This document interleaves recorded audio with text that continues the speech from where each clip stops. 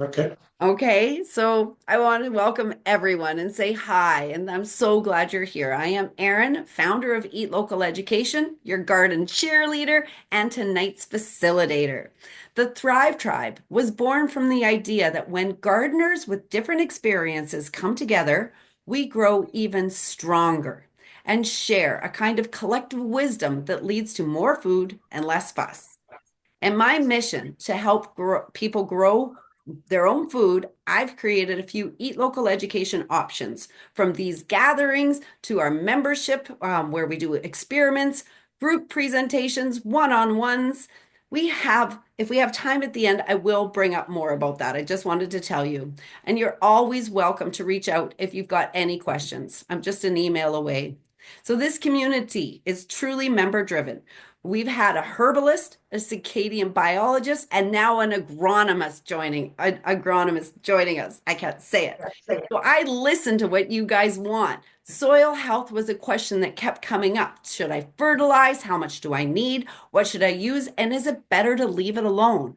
And since I'm not a soil expert, and I am the first to admit that, I will sing the praises of keeping gardening simple. But I also know that sometimes you need real answers. So personally, I use manure every few years. I've never tested my garden soil, but I know that when it matters, you want to know the information and what to do. And that's why I invited David today. So, David is our agronomist who comes and tests our fields. He analyzes our soil's needs and recommends amendments based on what we want to grow. So, tonight he's bringing that same deep knowledge from large scale fields to our backyard gardens. David has a presentation ready for us, and after that, he's going to stick around for our question and answers. And for those that replied to the emails for questions, don't worry. If they don't come up during this talk, we will cover them at the end.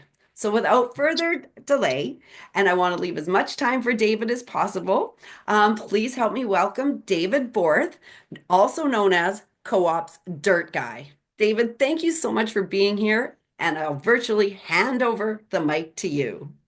Okay. Thank you, Erin. Erin, what do you have? I thought I shared my screen. Does anybody see my presentation yet? Do you know what? I saw it for a brief second. Yeah, and then it went off, so I'm It going to did. try it again. We'll Yeah. see if this does it. You can do it. Oh, something's happening. There it is. Okay, so I've got a full-size version. It looks like it says you guys can all see it. We can see it. Can everybody else see it as well? Yeah, I see a head nodding.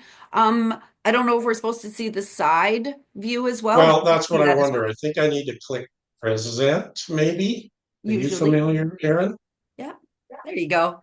But then I lose my notes, which I didn't take a copy of because I've been so busy all day. But if everybody can still see, you can see my notes. I'm not hiding anything.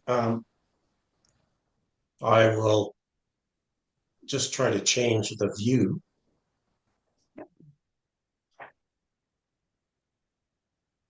If you need to show your notes, go for it. I Oh, I'm do. going to. Okay, good. And I just got to figure out how to do that. So I'm going to stop the share again and I'm going to go back over.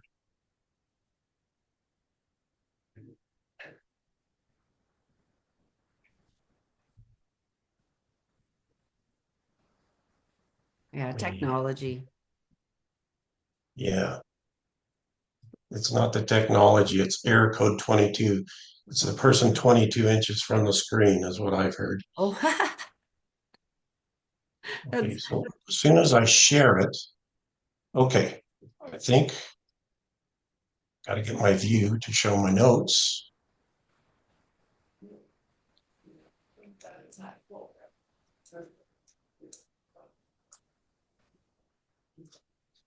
Oh, there we go. Okay, so for whatever reason, I've got a horrible leg cramp happening. Been sitting at my desk too long. So just thought to give a little background, I thought it was interesting that somebody said they were under tornado watch because kind of the first line in my presentation is I'm actually was a Kansas farm kid that moved from from central Kansas to Canada in the 1960s. So I knew what tornadoes were. That's all I'm going to say about that. Um, so my background is in agriculture as a farm kid. Um, moved to Vanderhook, British Columbia. Where are some of the people from here, Erin? Like I see Lana and Jerry. Well, they're Prince George, and Okay. Philomena's in Saskatchewan. Brenda is in Edmonton, and the person that was under tornado watch, she's in Nebraska. Carolyn, who for some reason Hmm. isn't here, she's from California. So we have a wide range of people. At least the person from India didn't come today. They had to wake up at 5 in the morning to come. Okay, so that gives me some context for this presentation too. Are most people, and people can pipe up, are you gardeners or you got small plots that are all gardeners? Greenhouses, small gardens, Trying to be. trying to be? Okay. So my presentation means probably going to throw away all my notes because, I've got a small crowd here. I'll probably really tailor it to questions that people want, but I intended to talk about soil fertility generally, and then that applies to anyone, whether you're a gardener, you've got small fields, or you're a big farmer. And of course, we've got a couple people from what was it, Saskatchewan and Alberta, and there's big farms out there. And in fact, I would have to say at the co-op, Four Rivers Cooperative in Vanderhook, we're part of the whole Federated Co-op Limited Network, which is, I don't know, 70 or 80 agro offices across Western Canada. And I'm going to try and get a little bit to drink here. Um, so we're kind of attuned to what I'm going to say is big agriculture. But as an agrologist here in BC, I'm trying to support other things as well. In fact, to support Erin in what she's doing. So I'm just going to try to go over the basics. Part of my presentation is not complete. I had a fertilization section and and another section or two, but we're going to go through this and see what this raises for you. Um, so to look at what we're doing today, I want to review the key themes for soil fertility, which I've listed there: soil testing, how you do proper soil sampling, fertilization, and tools and local resources. Those last three I haven't got done yet. They're in my brain, but they're not on the page. So you'll see most of the content's going to be here at the beginning. um, Macronutrients. I think everybody should know what those are. That's nitrogen, phosphorus, potassium, and sulfur. Is anybody not aware of that? Is this news to anybody? Do you read your fertilizer bags and find out that the first three letters or the first three numbers are N, P, and K, and then often there's a sulfur there as well. So the main nutrients are nitrogen, and I gotta get to my notes here. And so these are the ones that are going to be in larger quantities. Nitrogen is most prevalent even in the prairies. And then I think you said one person's from Nebraska, which, not to get into the politics, but that's just an extension of the Canadian prairies, right? um, so most, like the prairies have mostly grassland soils, but they're all usually, as soon as you start cropping them or you start gardening on them, you're going to need these major nutrients. You're also going to need micronutrients as well. Around here, boron, zinc, copper, and magnesium are often deficient. Boron is really important for alfalfa here. I just learned the other day, boron is fairly important for corn production, because I started dealing with a fellow in Quesnel who's growing corn. We don't grow any corn, very low amount of corn here at Vanderhoof. And as far as nutrient cycling, just let me go down here.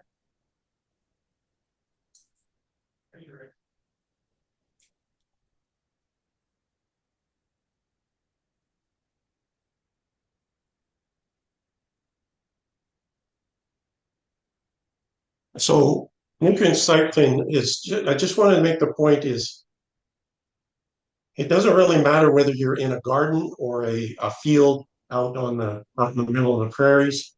There are microorganisms working on nutrient cycling all the time. So whether you have kind of what I'm going to say a commercial approach to agriculture or a gardener's approach, you want to be paying attention to them to the what's happening with your microorganisms and the nutrient cycling.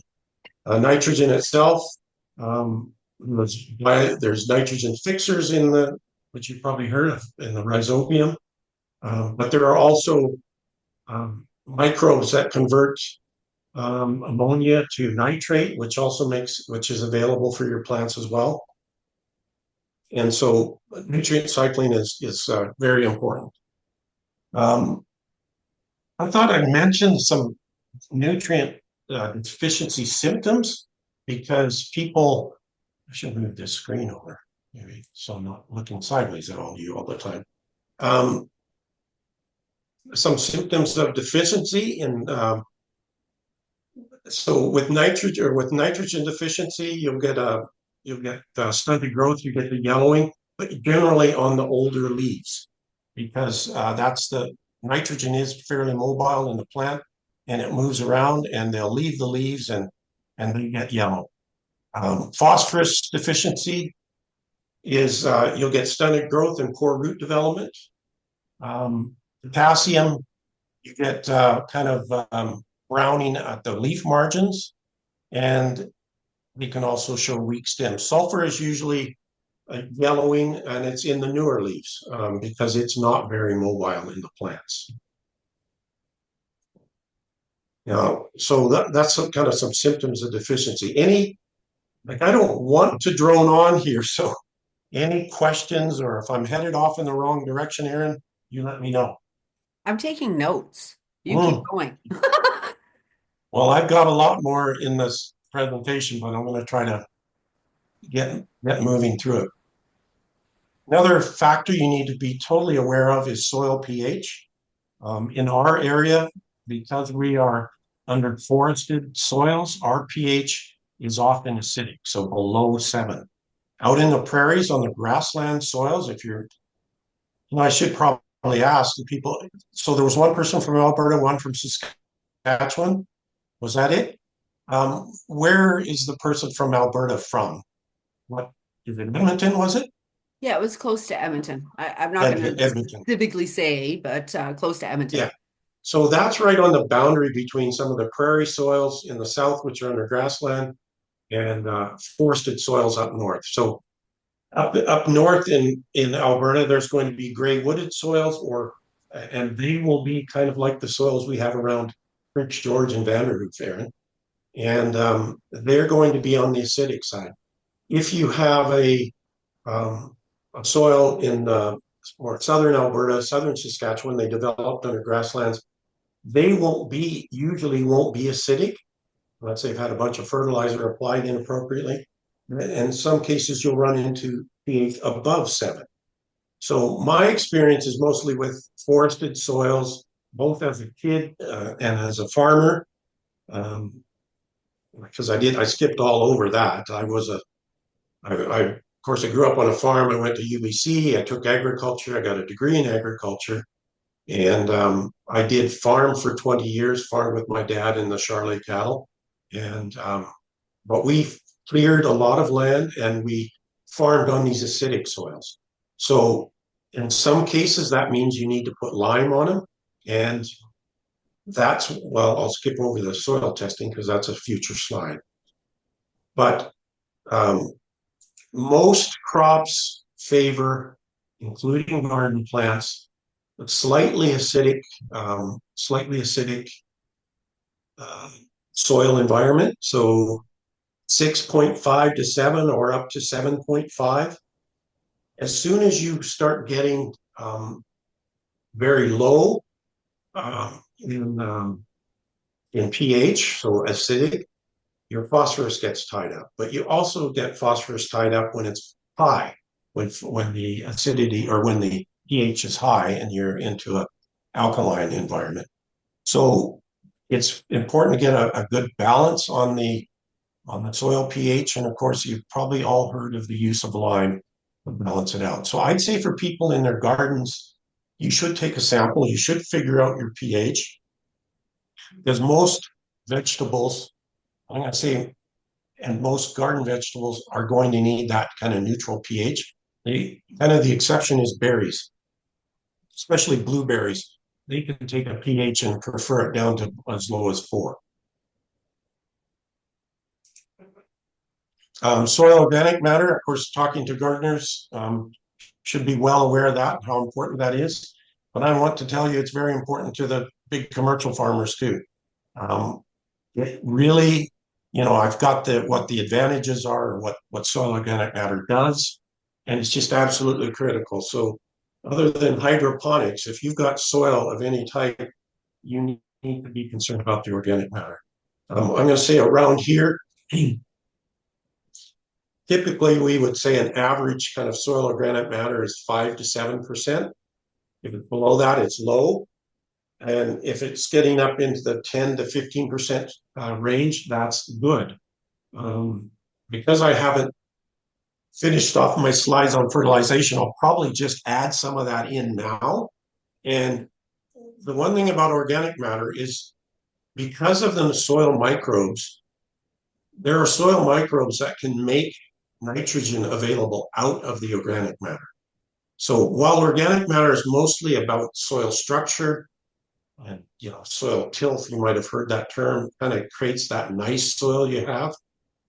It actually contributes nitrogen and it contributes phosphorus. And when we're doing fertilizer calculations, we take the organic matter and apply factors to it to determine how much nitrogen is coming from the organic matter on top of the nitrogen that's there as free nitrogen in the soil and free phosphorus, because over the course of the year, these microbes will produce nitrogen and phosphorus from soil organic matter. Let's see if I've got.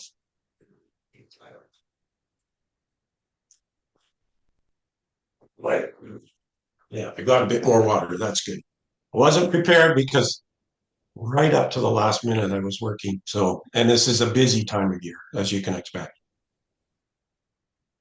Okay, so I've probably made my point about soil organic matter. Soil texture and structure. I think this is a place that everybody should be aware of, even gardeners. Your soil that you get, unless it's completely, I don't know, you bought it at Costco or Home Depot. If it's from the local area, it's kind of important to know. I've already mentioned that the soils in northern Alberta and in British Columbia, in the kind of the central Ontario where Erin and I are Luvisols or gray wooded soils. They are quite acidic. So if you know what your parent material and your soil groups are, you're also going to know what some of the nutrient challenges are going to be. So I put these there. Maybe they're more just for, out of interest, but in our area, Erin, we have a lot of that gray wooded Luvisols, and in northern Alberta, there's even more of it. But the podzol is kind of the straight forested soil, often with a coniferous forest on it. That's kind of our poorer local soils around here. Those prairie people are lucky. I don't have the name up here. They have what is called Chernozems, and they are, of course, the most valuable for growing crops. Brunasol is just a version between. It's just a slightly better version of a podzol, and Regisol is what you get when you have a river wash and mix up all of the soil and the rocks and everything. So the only place I really saw any around here, Erin, was kind of south along the Fraser River, south of Prince George. There might be a bit. I noticed some close to your property, probably as a result of when the Nechako was bigger or and used to flow out of its banks more than it does now. You would be aware that the basic soil textures are sand, silt, clay, and the nicest version or combination of sand, silt, and clay is a loam. So you probably know that as well. And I noticed in my notes there are horizons in soils, which I'm not going to go through with gardeners because you don't really have that effect. Um, water management, I'm actually not going to spend any time on this, just to mention that there are issues here locally. We have very little irrigation, but we're starting to get more. And I suppose I bring this up because everybody waters their gardens and they water their greenhouses. So potentially you've got to make sure your water source doesn't have salts in it. And probably if it's your drinking water, you're not going to have a problem, or if it's tap water, provided by the city or whatever, you're not going to have any problem. But irrigation can lead to salinization of the soils. And of course, you need to think about that when you're irrigating. And there's other issues there along with irrigating as well. So here's where I'm starting to run out of my slides. I've mentioned soil microorganisms. There's bacteria, fungi, actinomycetes. You say that in a Greek way, and it sounds like a Greek hero. Protozoa and nematodes. So there's a lot of soil organisms, and while we know that as gardeners, we know that as in greenhouses, these are just absolutely critical to agricultural production in large fields as well. So soil microorganisms are important. Okay, I'm going to switch to soil testing now. Erin had me, well, no, Bruce, her husband, had me come out and soil test. And I don't know if Erin spent any time reading her soil tests. I didn't get time to go back and look at them. Erin has her own tool to apply to get the right stuff on her garden. And so maybe not as concerned about soil testing, but I would encourage people to do it even in their garden or their small plot. You can buy kits in hardware stores and get an idea to really see if any of the things are kind of out of sync. Now, if you are taking in a sample, I want to say proper sampling procedure on the slide. You just want to make sure you get a representative sample. So, and it should be like, I'm thinking of a garden or a greenhouse. You're going to have some raised beds. You've probably been growing different crops in certain or different, garden crops in different beds. And keep in mind that maybe you should have more than one sample than just your whole garden, or just you might want to take a sample where you've had your potatoes the longest time, or something from somewhere else. But the idea is to get, especially on your garden, because that should be mostly, soil from the earth, local soil from the earth, to find out what the kind of the major deficiencies might be, whether your pH is right, whether you got some micronutrients that are deficient. So when I say a proper sampling procedure, if you've got say, for example, if you had a 40-acre field, you might take 8 or 10 different probes, mix that all together, take a 1-pound bag and take it to your local co-op or to someone else. With gardens, and we do get gardeners bringing in their samples to us as well. And but you've got to try to take a representative sample, usually from the first 6 inches of the ground. Now, reading the results, here's where I hope to actually have a soil test slide in front of you. Maybe not as applicable to all of the to gardeners here, but I'll just describe it. A typical soil test result will express in parts per million the amount of nitrogen, potassium, phosphorus, sulfur in your soil. Now, if you're farming a field, an acre, parts per million, it's an easy way to change that into pounds per acre of available nitrogen. You just multiply it by 2, because there's about 2 million pounds of soil in an acre of ground. So if you take a million, parts per million, multiply it by 2, you've got pounds per acre. It's kind of a simple little thing that determines what you've got. And typically we do want to know what the pounds per acre are, because ultimately we're going to be talking about fertilizing in pounds per acre. That's different for gardeners, and I'll have to be working on tailoring this presentation a bit more to gardeners, but the principles are still the same. You're going to be, if you brought in a sample from your garden, it would say how many pounds per acre, well, we'd have to bring that down to how much per square feet if you were applying fertilizers. So there is a listing on soil test for nitrogen, potassium, sulfur, and phosphorus. There's also information for the micronutrients. There's the pH will be recorded there. The organic matter will be there. And we use all of those things to come up with a recommendation for fertilizer. So here's my blank fertilization slide. I kind of covered it a little bit in mentioning it. As I said off the top, I hope people are somewhat familiar. And if you aren't, you should get familiar with nitrogen, phosphorus, potassium. So that's N and sulfur, NPKs, what the requirements are. And because when you go buy a commercial fertilizer or fertilizer from co-op, we've got something called Garden Smiles here. It's for gardens. It's fairly high nitrogen, but it's got some slow release in it. It's got phosphorus at about 8, and I think 8%, and it's got potassium about 14%, and it's got sulfur at 4%. I say that, I know some people, or maybe all of you, are not commercial fertilizer users, but you should be keep in mind what you're applying and what it contains. I think the thing to keep in mind too about applying compost is until the compost breaks down, you're probably going to be using up some of the nitrogen in the soil to get it broke down. I learned the other day, I think I told you this, Erin, I had no idea how effective chicken manure can be because it's quite concentrated, relatively speaking. You have to get on about 2 tons the acre equivalent, but that wouldn't be an impossible amount in a greenhouse or a garden.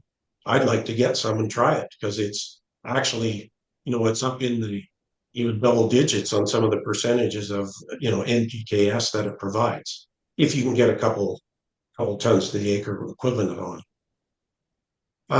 I am watching the time. I told Erin I try to keep it to a half an hour, and it's about what I'm working out to be. I said tools and local resources. And if there are a few more local people, we have one person from Prince George. This is probably where I do a bit of a plug for our own, for co-op. We have co-op capital feeds in Prince George. We have our agro center out here. We deliver our products from the agro center to Prince George, to Canal, to Terrace, to our whole operating area, which extends from 100 Mile House in the south to McBride out west and Prince George and down Highway 16 all the way to Kitimat. So we cover quite a large area. We can do the soil testing. We're here to, like I said, I get people dropping off their garden samples all the time, so we can do testing on that. I'm going to say that there's a lot of products that you're probably going to have better access to in appropriate volumes as a gardener or a greenhouse person at a local gardening store. The Art Naps here in Prince George or something like that. But we can certainly help you with some other things. Like I said, we sell fertilizer in truckloads and mini bags, which are 1-ton loads. But we do have 50-pound bags, and sometimes I can talk Jacinta, our manager, into bringing in smaller lots of seed. So I suppose I wanted to bring that up, and I don't know, maybe that's it. I wish I had finished a little bit more of that, but I can see that I have too much in this presentation, so I'm going to need like an hour when I actually run it for real. So I hopefully that gets some of the things you're interested in, and if not, let's talk about some things. And again, as Erin mentioned, we're available to answer your questions. I guess I told Erin this, that I'm interested in doing this because I'm retired, or I'm supposed to be retired. I'm back at work now, and because I'm interested. I did farm, but I also worked for government for 35 years and 5 years with the BC Cattlemen's Association. And as you can imagine, it got to be administrative and managerial pretty quickly. So I got away from my soil science learning at University of British Columbia. And I was just totally interested in this. And moreover, I'm interested in supporting agriculture here because we're facing some pretty uncertain economic times with the closures of sawmills and such. So we know agriculture needs to expand. While it sounds like I'm Mr. Commercial Fertilizer guy, we're doing some interesting stuff. I say we as farmers or farmers in the valley here, we are using aspen chips as compost for cattle. And then they're finding that even a year after they put that in a pile after it's been used by the cattle for bedding, it's making some excellent compost. So, we're looking at that. We have a cogen plant here that burns up wood waste and they produce a ash, which is it's been certified by an environmental process to so that you have a soil amendment, a lime soil amendment. It gives lime to the soil without having to use, commercial lime. And and so we're pursuing some of those things anyway. And then I was going to say, I think I had at the beginning that my personal interest on my little 5 acres is I'm starting to experiment with hugelkultur, which I don't know if people know what that is. That mound agriculture. Oh, good. Lana's got her thumbs up. And also, I want to put a Wallapini greenhouse in, which is the ones that are dug in the ground, which is obviously favorable to our part of the world, Erin. So I'm going to give it a try. I've got one place where I've got good south exposure. And in fact, it's the only south exposure I have on my property. So it's the only place to put a greenhouse, period. But I want to try to get it underground and see if I can start things even earlier. So I kind of have this gardener's interest. I won't say I have a green thumb yet, but definitely interested in. And so we can do this all together. I'll learn and you can learn too. Ah, I love it. I mean, there's so many things I can say. And the Hugo culture and your Wallapini, feel Yeah, free to go to the Eat Local experiment sure. and put down your experience with that so that other people can learn about that. I actually Right. have a channel for Hugo culture Okay, because good. there's a lot of people who are interested. And I just today asked someone who I know has it's probably been about 8 years worth of development. And I asked her to spearhead that one because I know she's had success and she's got information that if she was willing to share with the group, that it would help everybody learn from her. Not that it's always the right way. However, if we can encourage, I call it the collective wisdom. I don't Yes. do Hugo culture, but there's so many people that do. So Yeah. I'm asking our group to lean on each other when someone's got a strength. We lean on that strength. And that's actually, David, why I brought you in is because I knew you had this strength. You talk in big words and all of this. And I do want to say thank you so much for coming today. You did tell me that it's go time for all these farmers and us gardeners. Hmm. You were working so hard. And last week when we met, yeah, your slides look very different. You obviously felt Yeah. that you had something else to share with us. And that's perfect. I am just so glad about that. And so, may I ask, before we open it up for comments and questions, if people want to get a hold of you, how do they do that? Okay, so as of today, I was saying, well, you can contact me at co-op, but I am now moving from being employed by the co-op to being a contractor for the co-op. And so I will give you my personal phone number, which will be my work phone number as a contractor. I haven't Okay. decided what the name of my contractor business is other than David Bohr Services, but my personal phone number is 250 319 Mhm. 4305. And I do have an email, and that's dborth, so DBORTH 61. You might guess that might be when I was born, at outlook.com. Okay. Well, that was definitely just changed from the email address you asked me. Mm-hmm. So thank goodness I didn't put the agenda up. I forgot that. Yeah, no worries. Well, congratulations on your re-retirement and your Yeah, shifting. So and shifting transition. Yeah. I do have one more question before I ask this. So you talk about soil sampling, and I know you do it for Yes, us as an ag. Would yes. you go to someone's house or would you direct them how to do the soil sample? And then Yeah, could they I, bring it to you, or what do you recommend for yes. that? Yeah, they can bring it to us. We charge $100 because we send it away. By the way, we send it away to a lab in Edmonton or in Ontario, and they do the actual analysis for us. And then they will even do fertilizer recommendations, but we usually stick close to doing that because they won't have all the information Okay. about what the farmer is trying to do or what crops were on his field previously. So we will, but we do all of that for the $100 if you bring it to us. If we come and sample it ourselves, we charge more based on where you are. So Okay. if you're like Prince George, I think it's 150 and where is it 200? I can't remember. So, Yeah. but it certainly can bring it in, and we can even arrange to have people can drop soil samples off in Cornell. And I don't think we've had anybody drop them off at Spruce Capital Feeds yet, Erin, but that could probably be arranged too.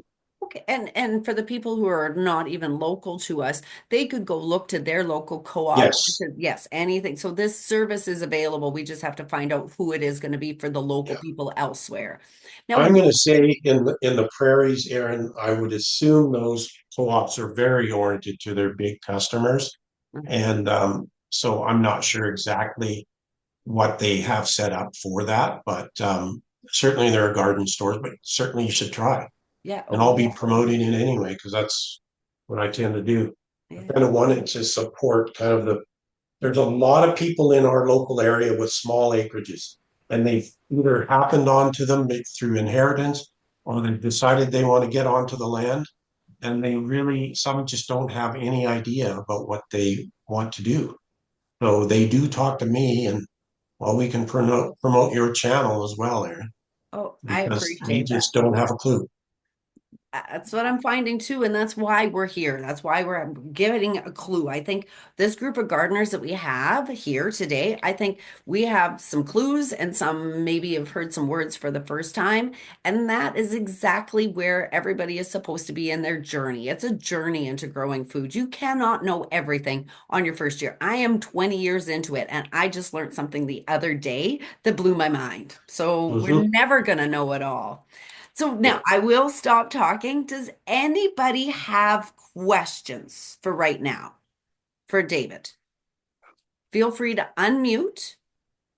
And if there aren't any, I wrote lots. Um, David, thank you very much for taking the time to share your great knowledge. I have two burning questions. Okay. The first is I've been hearing mixed reviews, and sorry for everybody else listening that isn't local to PG. Really mixed things about Norgrow compost being added to vegetable gardens. And the one that kind of caught my attention was somebody had suggested that microplastics actually get absorbed into our food as it grows. Can you speak to the truth of that as a scientist? Okay. So Nordgro compost obviously has some type of plastic in it, Yeah. does it? Yep. Yeah. Just because people send in say their bagged up leaves in plastic bags and it all just goes Oh, in. that's how it's getting. Okay. It's Yep. not like it's a purposeful, I don't No, know, to add to soil structure or something, no. which perish the thought. But I wonder, because we do put things like, what is it, vermiculite, and I think styrofoam ends up in a lot of, isn't that styrofoam in those mixes?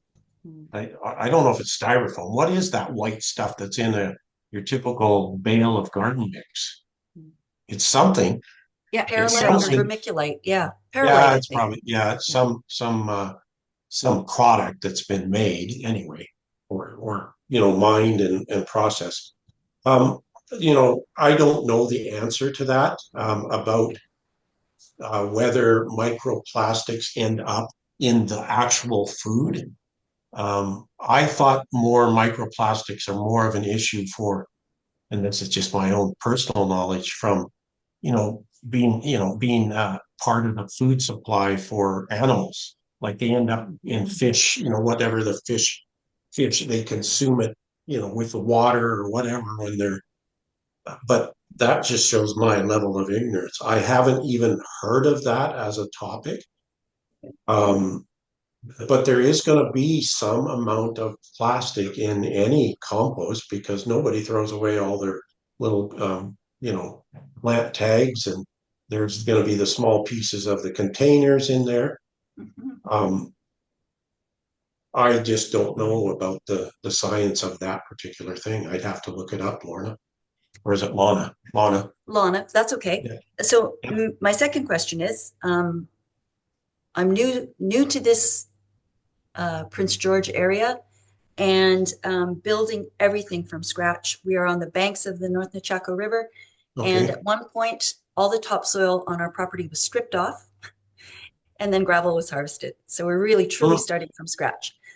But so I'm doing mostly raised beds and some, again, gathering all the information I can. Somebody else talked about no need, and Erin, I'd love your opinion on this and the others as well. No need to rotate your crops in raised beds because on a grand scale, a farmer isn't rotating crops the way, like, I don't know. They just said, don't rotate. We're always feeding our soil. If you notice after 2 years in a row that there is something wrong with your production, then you need to address it with a soil test. But he said, feed your soil.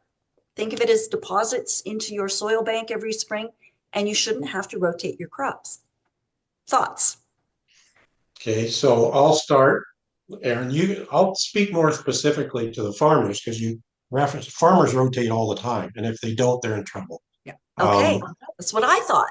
Yep. yeah. So I'm going to just use one local example, and alfalfa. They'll do alfalfa and they'll rotate with a grain crop. We're not sure what causes that alfalfa to decline in production. A lot of it, there's alfalfa around here. And by the way, alfalfa is a thing that gardeners should consider because alfalfa is actually alfalfa and what is it? Perennial ryegrass are both good for removing contaminants from soil. So I know there was some question about contaminant and hydrocarbons even, so like fuel spill. They are good about removing. So I mentioned alfalfa, but alfalfa, we're not sure, but we start to think pathogens start building up in the soil, such that not only is it, you got to pay attention on alfalfa, you got to pay attention to the boron levels, you got to pay attention to the pH, and you got to make sure you don't fertilize it with too much nitrogen because you just cause it to stop producing nitrogen itself because it's a nitrogen fixer. But you do have to rotate that alfalfa and you should substitute something else in. Now, that's just one example. I mean, there's a lot of farmers on the prairies, and probably the two prairie people here might correct me, but they have to rotate their canola with other crops. Otherwise, they're just mining the soil and causing problems. I don't know the specific problems. It's not my part of the world, but yeah, rotation's a pretty important thing, at least I think, to successful farmers. Yeah. I'm going to interject because I used to be that Alberta farmer as well. And yeah, rotating the canola was club root and it was bad. Mm, There's a GMO one so that it doesn't have that. If you put canola on the same place for 2 years in a row, you have destroyed your fields. And I'll use myself here as an example. Yes, when we bought this place, the guy before us had never done anything to the land other than put on NPK. The soil was burnt. It was destroyed. There was no way our crops were going to grow, including the grass, until we started amending it because we did not want to just feed our soils the fertilizers. So when we look at your raised beds, absolutely, if you can put the same crops on it and you are good with fertilizing it, you are giving the feed to your I was going to say animals, but I meant your food. So that is a way. It has a cost to it, and you have to not over fertilize, not under fertilize, but you will still get food without any crop rotation because you're giving it its meals. If you wanted to do less of the fertilizing, the crop rotation then is a good idea because each rotation, you're depleting what that particular crop, vegetable that you're growing, is going to eat up the food that that wants. And then the next one is that next plant is going to eat something different that wasn't depleted. So just by crop rotating, it does allow the smorgasbord that is your dirt to be used by all of your different vegetables over time. But if you keep using the same one, then yes, just please fertilize so that those roots get the food they need. Did Hey, I'll that build help? on. Did that help?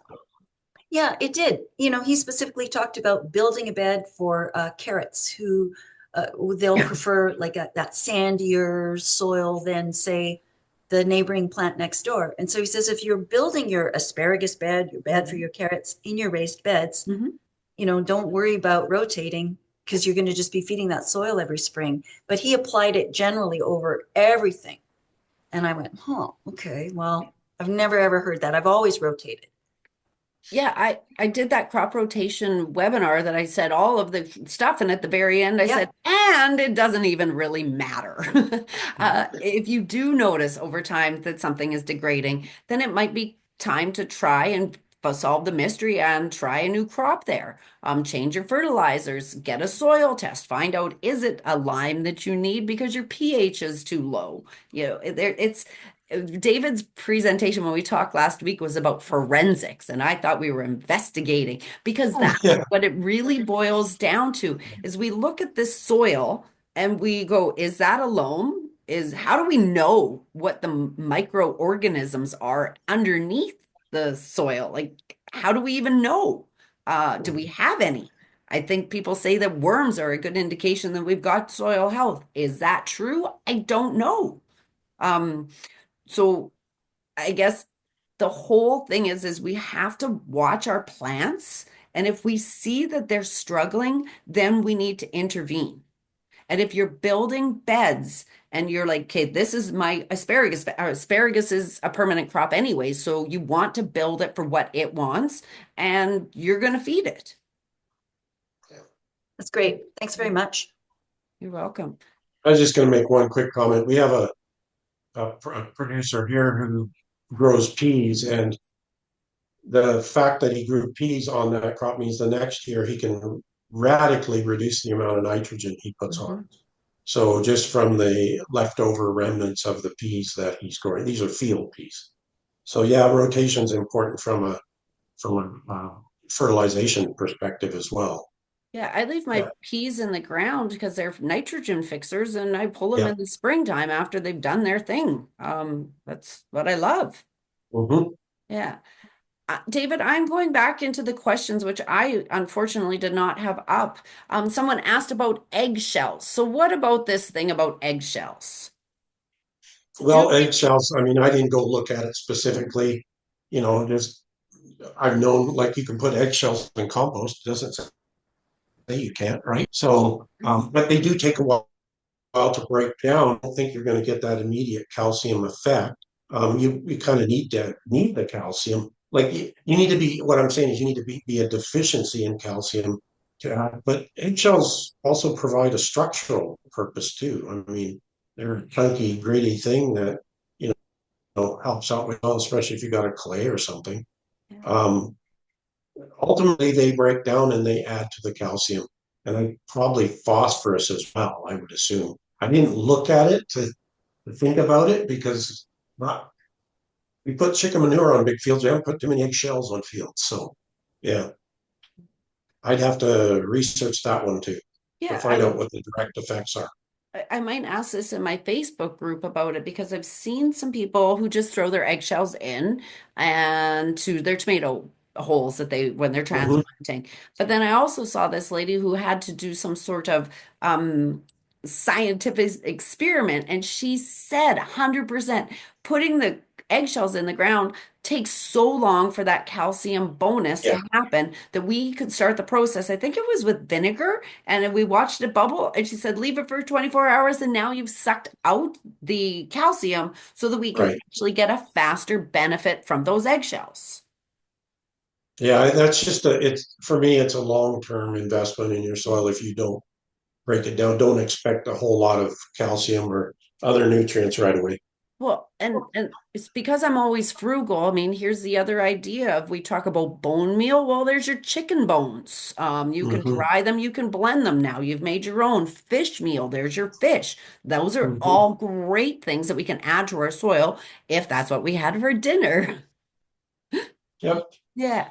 So another person asked about scabs. Is there a way to get rid of scabs on potatoes? I didn't get time to look into that one. I've had scabs on my potatoes.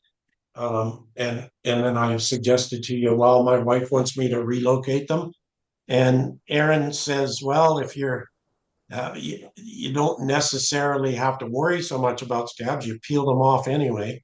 Yeah. But um, I went to rotation, but I'm going to have to check.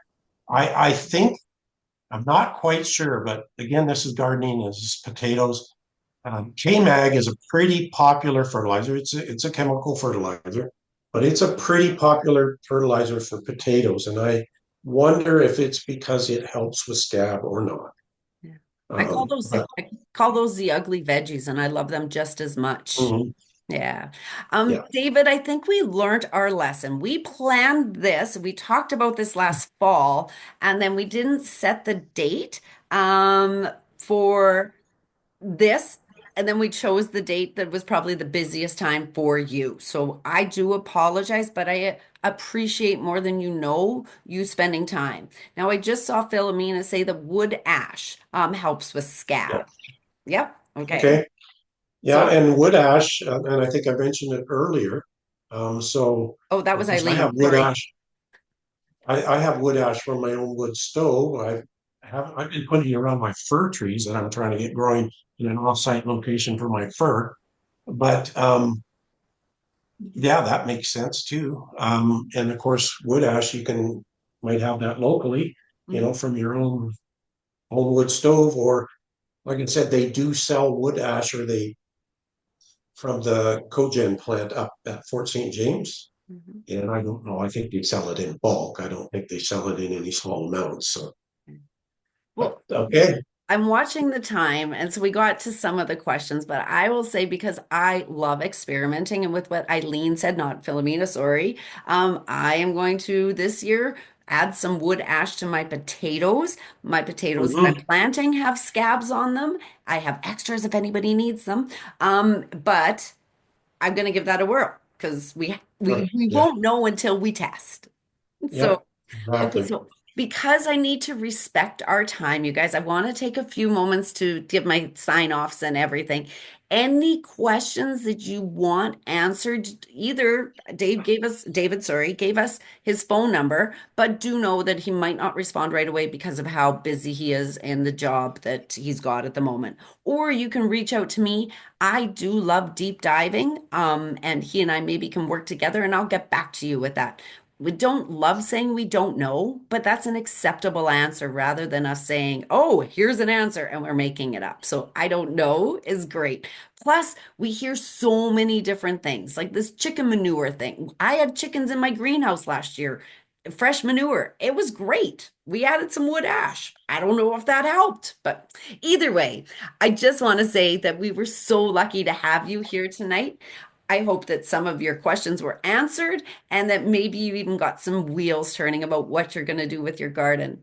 Um, and so at the end of all of this, I usually like to give a little giveaway. And this year, or this time, it's going to be a giveaway of knowledge. Remember, I said I learned something new? I have had a nemesis, and my nemesis is parsnips. Some years it's Hmm. great, some years it's terrible. Last year I got one, and they are my favorite.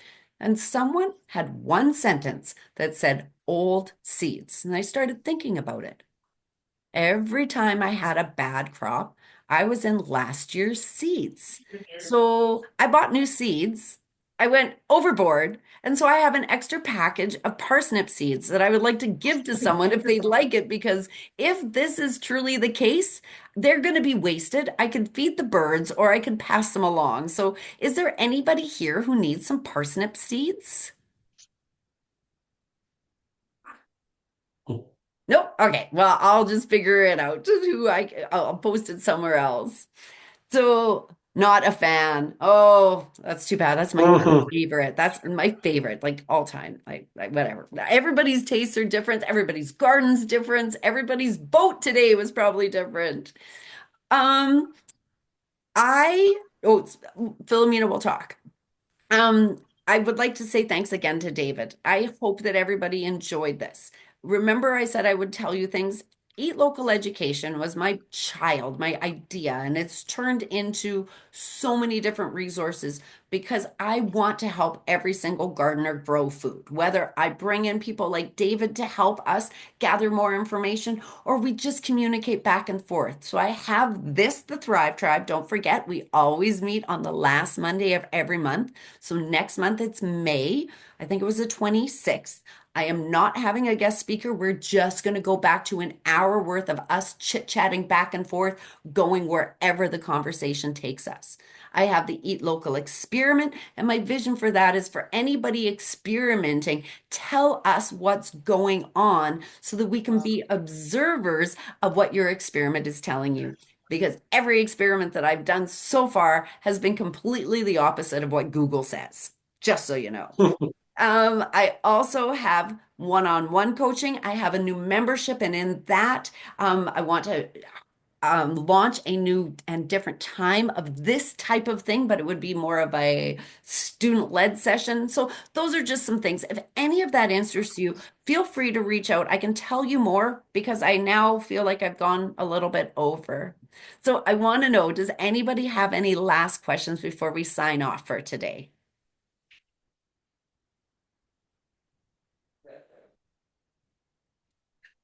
I was giving you a chance. Okay, then I'm gonna do one. How, I already asked that one. Oh, and I also want to look up about this microplasms, or microplastics in food. That's something that I wonder if Elizabeth Yeah. would know something about. So that's a question that I've written down. So I'm going to tag that for later. And we'll talk about it. Um, what was my question? I wrote it down. Oh, it was the how do we know if we've got those microorganisms? Is that just through a soil test? I don't know that too. I should, so I'm going to find out. I know I was talking to a local farmer the other day, and he's a long time kind of commercial oriented. He was president of the BC Cattlemen's. But he said, you know what, David, I want to figure out what those like the nematodes are doing. How can I track the population of like nematodes and other small microorganisms? Because he's conscious of the fact that he doesn't want to just keep applying the commercial fertilizer Yeah. without that in mind.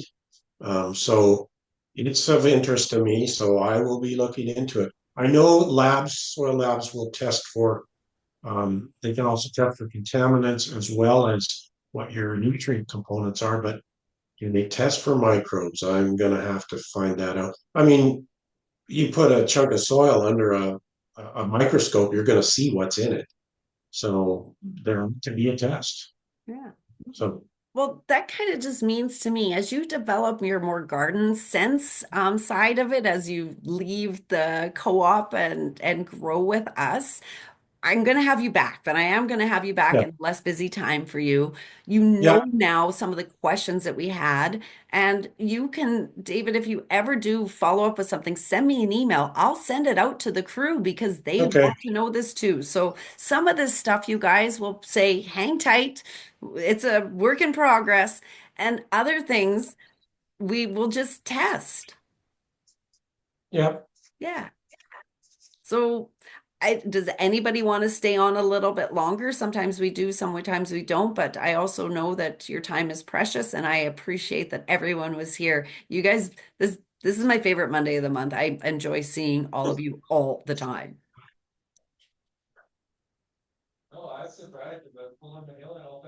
Nope. All right. Well, then, because nobody's gone off yet, I would like to say one thing about the lime. Remember, David, you Mm-hmm. and we worked together changing the entire composition of that 30-year-old sod that we turned, and alfalfa got put in. We were boron so Efficient. deficient. We brought Yeah. in all that lime you were talking about, and that Mm-hmm. alfalfa is growing great as we speak. Yeah, and that's good. And I know we purposely went with a lower nitrogen fertilizer on that because you want that alfalfa to do its own work. Yep.